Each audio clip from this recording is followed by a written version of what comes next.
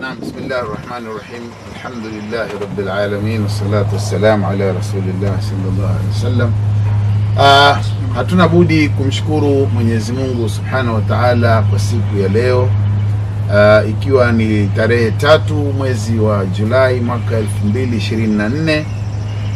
Tumepata fursa ambayo ni nzuri sana ya kutumia katika silsila ya vipindi vyetu vya kukusanya historia ya mpira katika mji wa Mombasa na vitongoji vyake, ikiwa kwa mara ya kwanza leo tunachukua video moja kwa moja kutoka hapa mjini tulipo Toronto, Canada, ikiwa sasa tunaelekea ni kwenye wakati gani sasa? Saa 12:30. Saa 12:30. Na msishtuke kusikia 12:30. 12:30 hapa ndio tumemaliza kuswali alasiri sasa hivi. Kwa hivyo mchana ni mrefu. Kwa hivyo leo tumebahatikiwa sana kuwa na ndugu yetu kipenzi chetu Bwana Saadan kutoka katika mtaa wa Mombasa ya Msaji na majengo ya Msaji. Na majengo ya Msaji ni mtaa ambao maarufu sana, mtaa ambao una historia yake kivyake. Kwa hivyo leo ni siku ambayo tutasherehekea sana katika kuangazia kuhusu historia ambayo vijana wanaoinukia sasa hivi itakuwa kwa wao ni somo na ni funzo kubwa, watakikaniwa wafuatilie na wajue mitaa historia zake. Kwa hivyo leo tumebahatika kumpata ndugu Saadan hapa atueleze kuhusu historia ya mtaa wa Majengo. Majengo ni kubwa, Majengo ina historia nyingi sana. Majengo imechukua timu nyingi sana katika hangaiko hili la kusakata mpira. Timu nyingi zimesifika na zilienuka kwa wakati wake na zikafifia kwa wakati wake. Nyingine nyingi ambazo sasa hivi haziko tena, lakini ni wakati wetu sasa kufufua historia.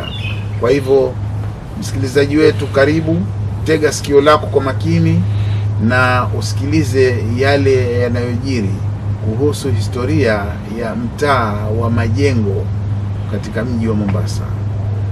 Ndugu Said, karibu bwana katika kipindi chetu leo, ukiwa ni mwenyeji wetu. Kwa hivyo twapenda twende hatua baada ya hatua, kwa sababu ni mengi ambayo yaliyoko tunataka kuyajua sisi kuhusu mtaa wa Majengo. Umegawanyika vipi? Mipaka yake ni ipi? Na mtu akisema Majengo, je, Majengo ya sasa na Majengo ya zamani zafanana? Karibu ndugu Saadan. Shukran, jazakallah khair. Rabbi shrah li sadri wa yassir li amri wa ahlul 'uqdatan min lisani yafqahu qawli. Mwanzo nitakupa pongezi kwa hii kazi unayoifanya, kwa sababu ni kazi adhimu sana na wengi imetupita au hatukuishughulikia, lakini alhamdulillah imekuwa ni mwiba uliokutoma, ikabidi utafute ndia ili uieleze, kwa sababu sisi kama mimi na wewe tulikulia hadithi na nini za mitaa, tulikuwa tuzikia kama riwaya, kwa kutegemea mitaani zile maskani, ukikaa wale wazee hivi na wale wazee wakipita wakikuambia hivi na hivi. Lakini sasa Mombasa ya leo, hata hiyo mitaa haina tena maskani tunazozijua sisi. Ukizungumza kuhusu mpira au katika kisiwa cha Mombasa, timu ziko nyingi na zilopata umashuhuri pia ni nyingi na zina tarehe yake. Mimi leo nitakuzungumzia kuhusu Majengo sokoni. Nikikwambia Majengo yangu ni Majengo ya sokoni, Majengo Msaji, itakuwa nimedhulumu kidogo. Ni vizuri mwanzo uwe na taswira ya kisiwa cha Mombasa kikoje, na wahusika wako wapi, na mitaa yenyewe iko wapi.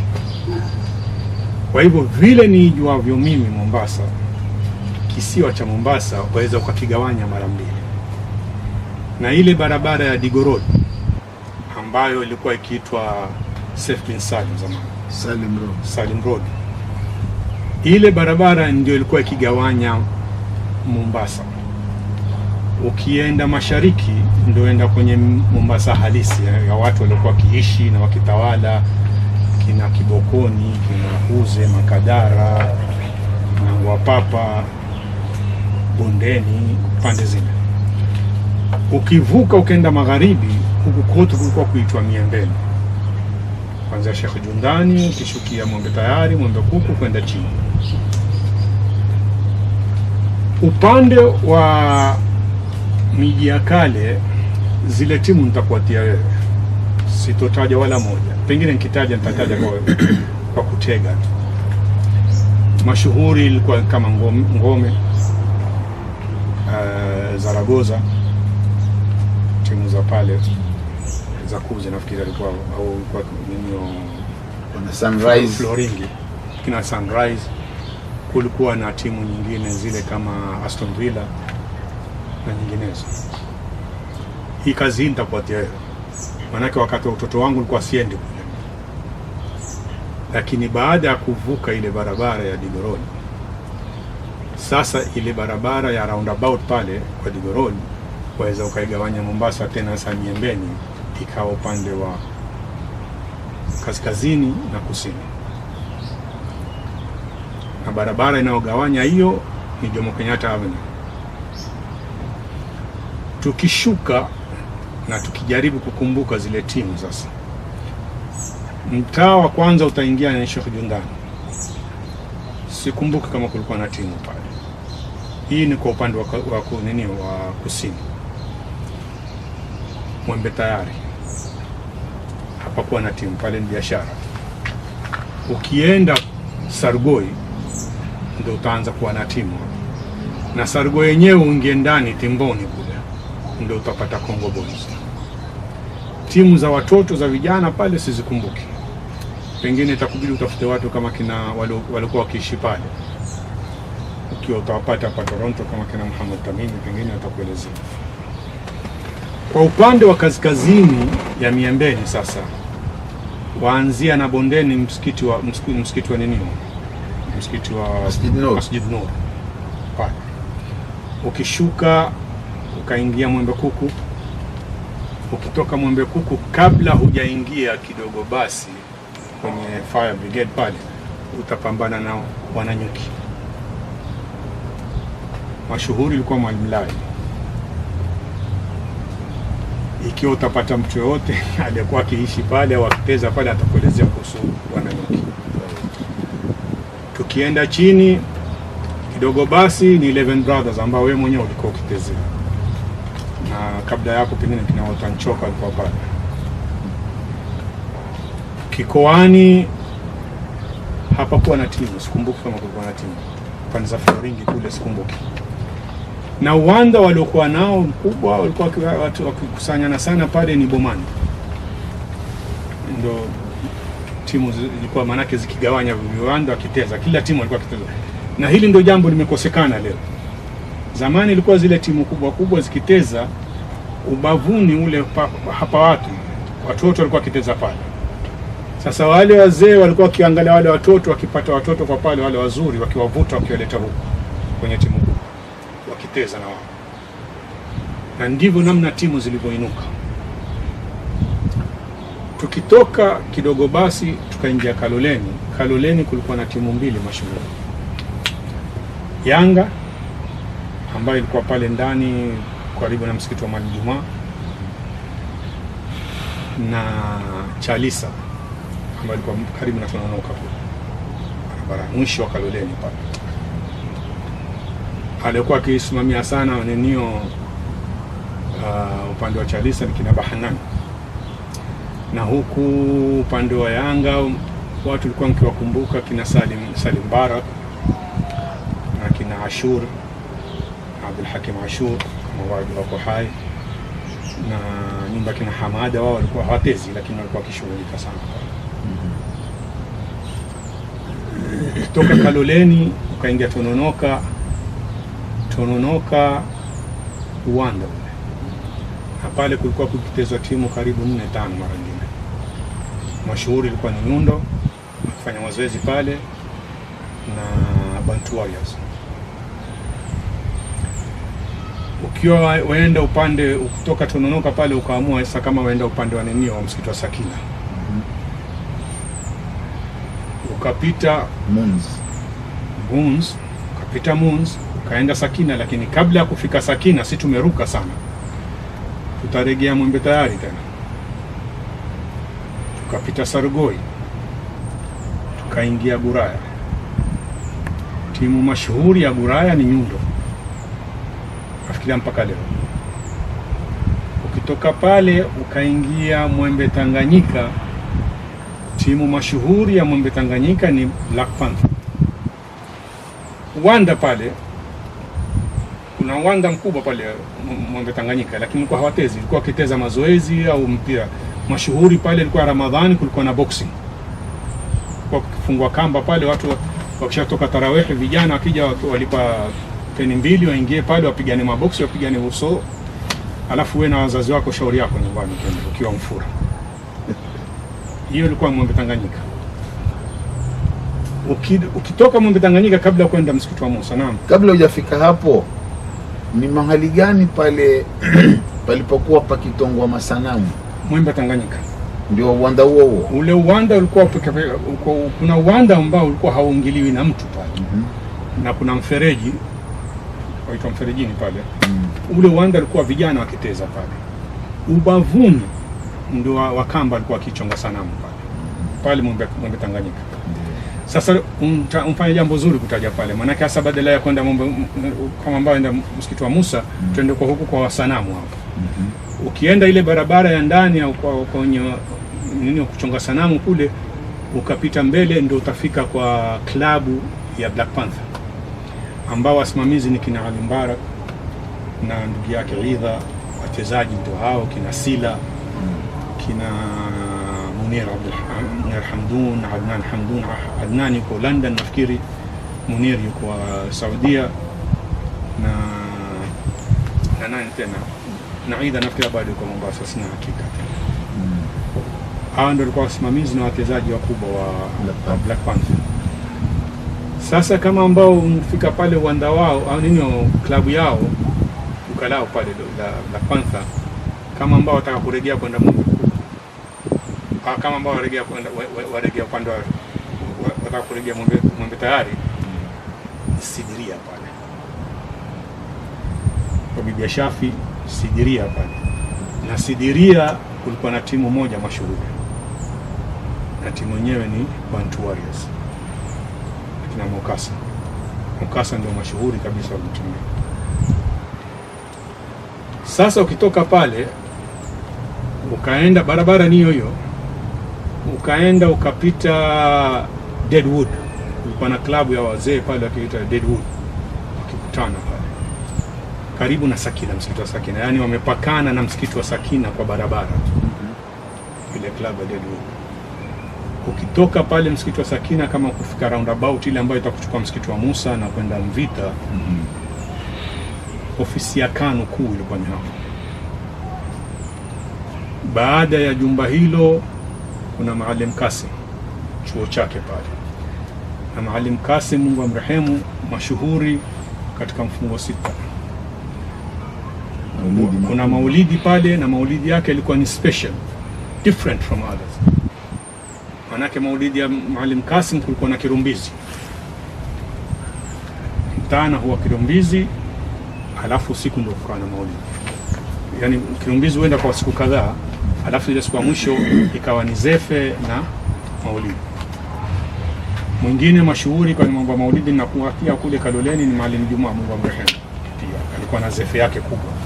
Na zefe ya ile msikiti ya Kaloleni ya Maalim Juma mashuhuri kwa jambo moja, Shabwani. Wasopiga twari wale wapiga ngoma wakibeba mafito na bakora wakitembea wakikimbizana na mitaani. Wale ndio pekee yao walikuwa wakifanya hivyo.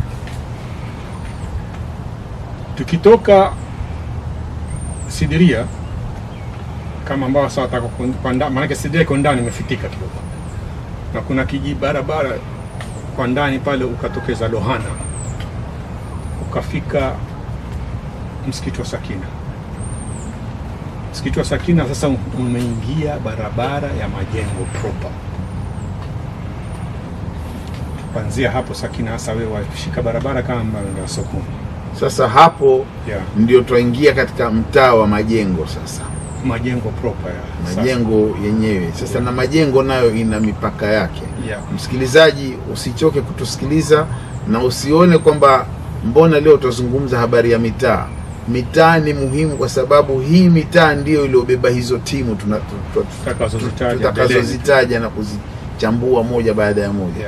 Kwa hivyo kuwa na subra, kunywa chai yako kwa makini hapo ulipo. Ndugu Saadan, endelea. Ukishika hiyo barabara ya Sakina ukwenda mtaa wa kwanza utakaofikia ni waitwa Majengo ya Ropa, kwa sababu hapo ndio ile ngoma Ropa ilikuwa ikitokeza.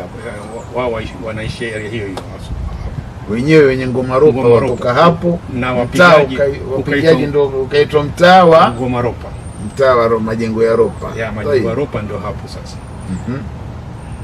Hii ni kwa hii barabara ya Sakina, na ile barabara ndio kwambia ile ya ofisi ya KANU usiate pia. Ndio. Ile pia ni mipaka sasa. Sana. Sasa ile barabara ile ukifuatiliza kwa Maalim Kasim ni Mferejini. Mtaa wa Mferejini pa. Ukidakia barabara kama ambayo atakwenda stesheni sasa ni msikiti wa Musa. Mtaa wa msikiti wa Musa, Majengo ya Musa. Hii yote nikikwambia mtaa ni majengo fulani, majengo ya Musa, majengo ya Mferejini. Sasa hizi zote ni majengo sasa. Ndio. Unafahamu? Majengo ya Musa ni pana sana. Yaenda mpaka karibu na station mashuhuri pale kulikuwa na duka la 7up. Ukitoka pale Majengo ya Musa waingia Mvita, mtaa wa Mvita. Na nikukumbushe sifa moja ya mitaa ya Majengo, ni mitaa ambayo imepangika kabisa. Nyumba zao ziko kwa mfumo wa mstari wa moja kwa moja. Kwa hivyo si rahisi mtu kupotea, sio kama kule Old Town kule. Ukiingia nyumba juu ya nyumba, mara ukitamaka uko jikoni kwa mtu osha vyombo hiyo unaingia. Majengo ilikuwa na sifa hiyo. Mji uliopangika. Na ile mpango umeleta kitu cha muhimu sana. Ile mipango ya zile nyumba namna zilivyo ndio zikazusha timu za watoto. Kwa sababu watoto walioko katika mtaa huu kabisa hawaingiliani na watoto wa mtaa ule. Na wenyewe waijua mipaka yao. Kabisa, na tofauti ni nyumba tu. Kuna nyumba moja hapa na nyumba pili hapa kitotoro chembamba. Sasa hizi nyumba mbili ziloelekeana, huu ni mtaa wao. Na kule nyumba mbili ziloelekeana, mtaa wao. Siku zote game ukiteza ni mechi. Mazoezi tutafanya pale pale mtaani. Ndio. Ikiwa hatuna mpira tutachukua makaratasi tufunga na KCC na nini, tuteze mpira pale. Tukipata mpira wa kisawasawa tutacheza. Tukishampiga mzee mmoja pale na kiki ataushika mpira ataupasua ama atatuonea huruma atatupatia. Sisi hizo ada za negotiations tumezipata hapo. Kwa manake wewe uenda muomba ule mzee asiukate ule mpira. Kwanza mweka nidhamu, wazee wakipita mpira usimame. Nakumbuka na nilikupata wewe. Ulipokwenda Majengo tena sio kwenu kule. Juzi nilipowahi kwenda, nafika pahali nishamaliza kusali la asri, nikipita watoto wateza boli. Kumbe yule kapteni wa ile timu zote zile ashaniona mimi na akainua mkono, bwana, ngojeni babu apite. Sasa mimi namtafuta huyo babu yuwapi? Kumbe wewe. Kumbe mimi nishakuwa babu. Kaambia asanteni bwana. Na ni kweli. Na hii sasa kimtaa katika matembezi yetu tumfika msikiti wa Musa pale. Nikakwambia ukishuka chini kaamba uenda magharibi ya msikiti wa Musa. Ndani ya mitaa lakini sio barabarani. Kwenda Mvita sasa. Lau unaamua kwenda kusini utakwenda stesheni. Na kabla ya stesheni kama wakumbuka kuna majengo pale ambao sidhani kama sasa wako tena. Wachaga alikuwa akiuza vitu vyao pale. Na kazi kubwa ilikuwa yao ni mali kwa mali kama wajua. Sana. Mali kwa mali sijui kama ada hizo bado ziko. Mtu atembea na mkokoteni, ana vyombo vya nyumba na nini. Akitembea toka nyumba moja mpaka nyumba pili, kina mama akimsimamisha akimwambia mimi nina nguo hii ya zamani na hii na leso na nini, utanipa nini? Wasikizane, ikiwa nitakupa sufuria au nini mpya, ndoo mtakaposikizana. Ndio. Na ndio walikuwa wakiishi hasa wale walikuwa wakiuza.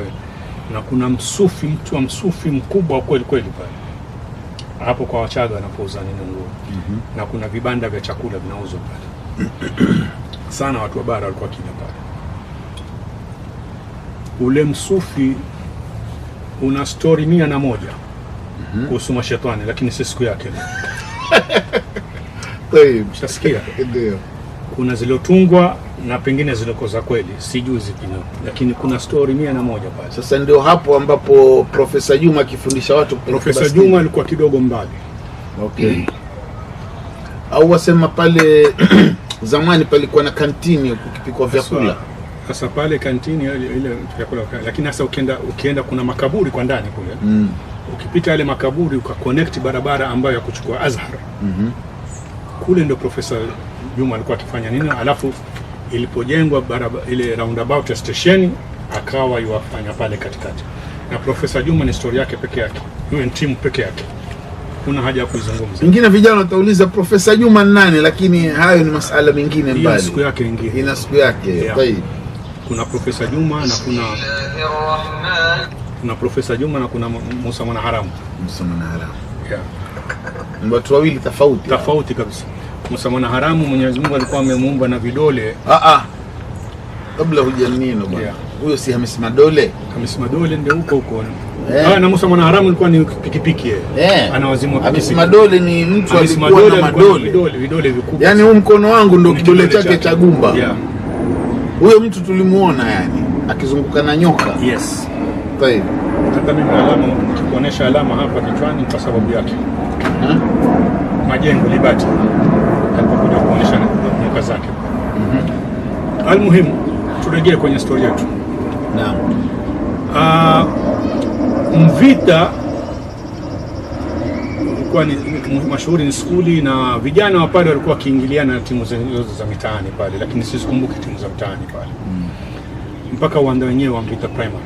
Na Mvita Primary uwanja walikuwa kiteza pale ni Burnley wakifanya mazoezi yao pale. Na Mombasa Stars ambao kwa Kingorani walikuwa wakifanya mazoezi pale. Na ubavu wa uwanja pale walikuwa watoto wakiteza. Tukirejea sama majengo barabara Sakina, tumpita majengo ya Ropa. Naam. Majengo ya Ropa hapakuwa na timu. Ukipita majengo ya Ropa ukaingia sasa Msaji, ndio mitaa yetu sasa, na Msaji na kwa mbele ndio majengo sokoni. Msaji kusema la kweli, kama ulivyosema, nyumba zilivyopangana ilikuwa ni mstari mmoja tu, barabara moja mashuhuri kwa ndani, barabara 2-3 lakini kwa ndani, na ilikuwa ikiitwa Buraya Ndogo kwa sababu wengi wanaoishi hapo ni mahadhari. Na hapo ndipo ambapo sasa kumejengwa Munawwar. Munawwar ilijengwa hapo.